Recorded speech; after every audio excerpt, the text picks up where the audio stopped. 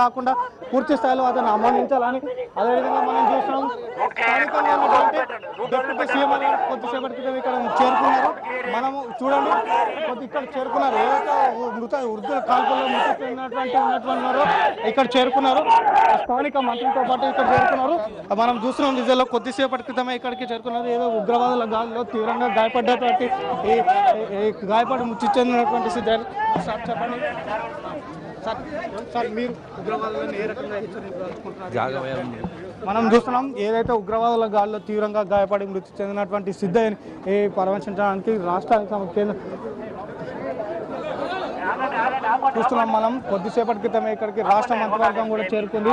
ఏదైతే ఉగ్రవాదుల గాలిలో ఈ నెల 1న ఉగ్రవాదులు జరిపిన గాలిలో తీవ్రంగా గాయపడి మృతి చెందినటువంటి సిద్ధయ్య అంతిమయాత్రలో పాల్గొనేందుకు రాష్ట్ర ప్రభుత్వం తరఫున కూడా మంత్రులు ఇక్కడ చేరుకోవడం జరిగింది. మనం విజువల్లో స్పష్టంగా చూస్తున్నాం. అదేవిధంగా కొంతమంది ఆరోపిస్తూ రాష్ట్ర ప్రభుత్వం ఇప్పటివరకు కూడా ఎటువంటి ఎక్స్క్రేషా ప్రకటించడం పట్ల కూడా తీవ్ర ఆందోళన వ్యక్తం చేస్తున్నారు. అదేవిధంగా ఉగ్రవాదాన్ని పూర్తి స్థాయిలో అంతమొందించే వరకు కూడా మేము ఊరుకోమని, అదేవిధంగా స్వయం కృషితో ఎస్ఐ స్థాయికి ఎదిగినటువంటి సిద్ధయ్య ఇంత అనతి కాలంలోనే వచ్చే పట్ల వాళ్ళు తీవ్ర దిగ్భ్రాంతి వ్యక్తం చేస్తున్నాం.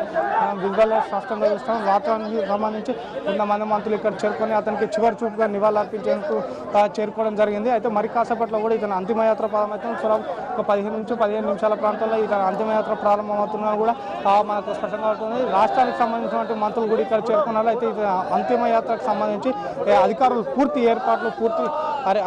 ఏర్పాట్లు చేయడం జరిగింది.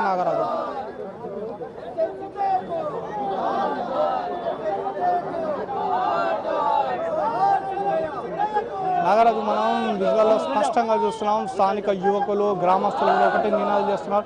జోహార్ సిద్ధయ్య, జోహార్ సిద్ధయ్య, అమర్హయ సిద్ధయ్య అంటూ నినాదాలు చేస్తున్నారు. అయితే ఉగ్రవాదులు ఇంత దుశ్చర్యకు పాల్పడడం పట్ల వాళ్ళు తీవ్ర ఆగ్రహం వ్యక్తం చేస్తున్నారు. ఈ నెల 1న ఉగ్రవాదుల వేటలో ఉన్నటువంటి సిద్ధయ్యని అకస్మాత్తుగా ఒక్కసారిగా అత్యంత సమీపం నుంచి కాల్పులు జరపడంతో అతని శరీరంలోకి 4 బుల్లెట్లు దూసుకెళ్ళినారైంది. అది 4 బుల్లెట్లు కూడా కామినేని వైద్యులు 10 గంటల పాటు చికిత్స నిర్వహించి అతని శరీరంలో ఉన్నటువంటి 3 బుల్లెట్లను వెలికి తీయడం, అదేవిధంగా అతను మెదడు లోపలికి దూసుకెళ్ళినటువంటి ఒక బుల్లెట్ తీవ్రంగా గాయపరచడంతో ఆ బుల్లెట్ కారణంగానే అతను 3 రోజుల నుంచి కూడా వెంటిలేటర్పై తుది శ్వాస తీసుకుంటూ కూడా నిన్న సాయంత్రం 4 గంటల 6 నిమిషాల ప్రాంతంలో అతను మృతి చెందడం జరిగింది.